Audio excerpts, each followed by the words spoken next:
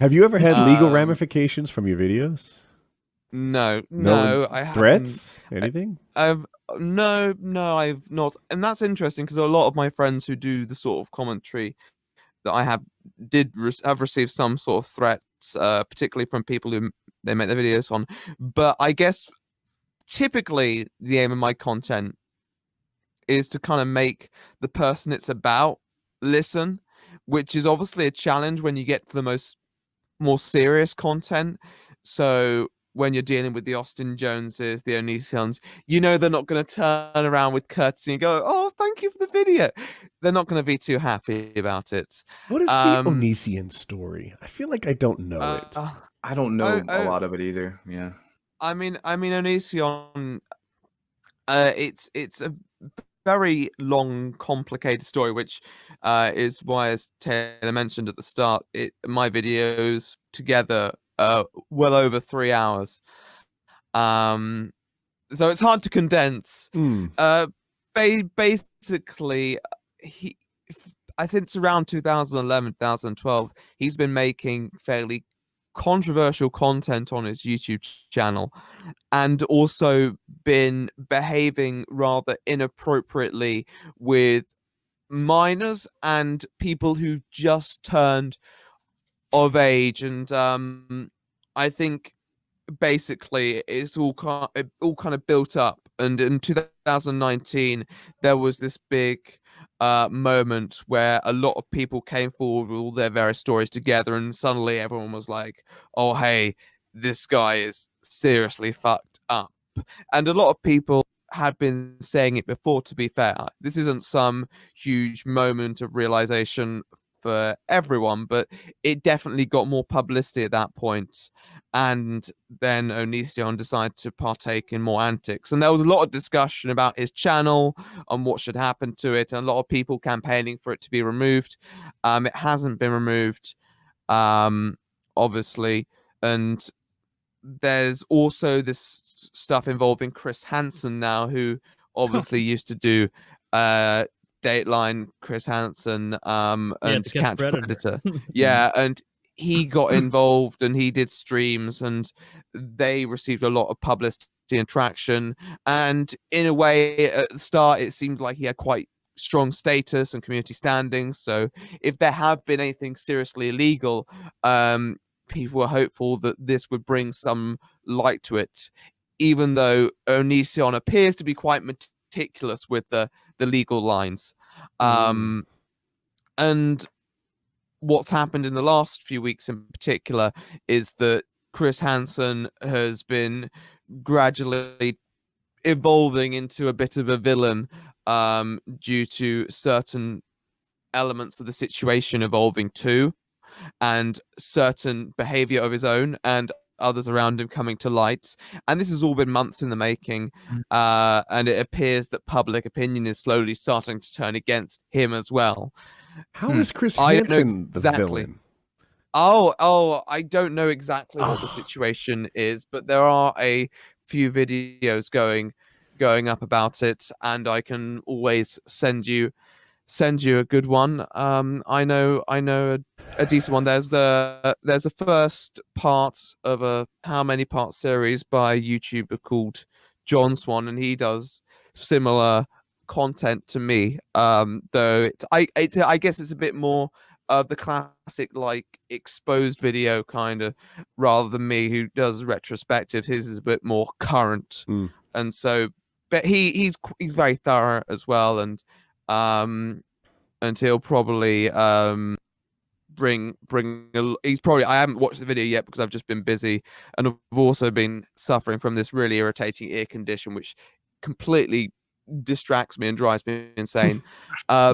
But I can talk about that in a moment. But yeah, his video, I'm sure it's good because I know him and I know he's a very in-depth creator, and he's been gathering momentum, and Chris Hansen isn't happy about that. And yeah, it's a lot of stuff that's just very, very messy, as always, because that is YouTube. And Chris Hansen, he's not a YouTuber. He's a guy who's No. come on to the platform with a memo, an idea of what to do, and got involved with some very seedy individuals. Um, he got a lot of backlash when he first started as well, and Chris Hansen, it appears it's not getting any better. it seemed like he joined the platform this hero, right? And for whatever reason, TV still thought of as bigger than YouTube. I don't know if it gets more views, but he came, you know, from this elevated platform, and now he's going to grace YouTube with his professionalism and investigative nature and this and that. And what we actually got was a guy who just kind of clout chases and attaches his name to every little piece of drama. Yeah. And he doesn't even do a particularly good job. I don't see him researching much. He does land interviews from time to time, but he just attaches himself to a current event in an effort to stay relevant.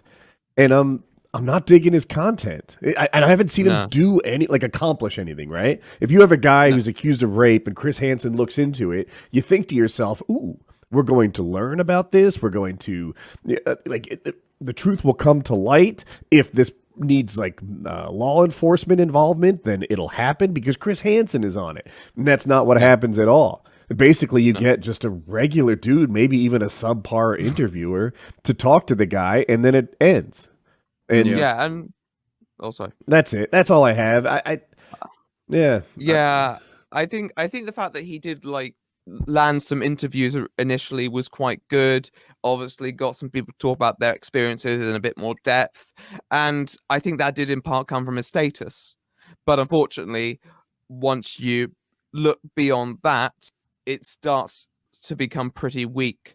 And if you go into this situation not knowing anything about it, Chris Hansen's content won't necessarily inform you of the full picture. Right. Yeah. It seems like the biggest issue is there's no justice. He just does it, and then there's no ending almost. It's like a movie without a fucking ending. Yeah.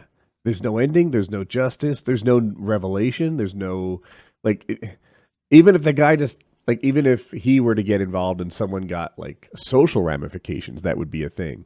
But that doesn't happen either. He just gives someone a platform to tell their side, and that's it. It's like a podcast with just a shitty fucking guest, a really shitty guest. I would argue he's not even a very good podcast host. You know? Too shitty. I mean, but it's because a lot of those people have really genuine experiences. I don't know about everyone, but he had a few people on back at the start who had really important stories, and it was mishandled terribly. I mean, one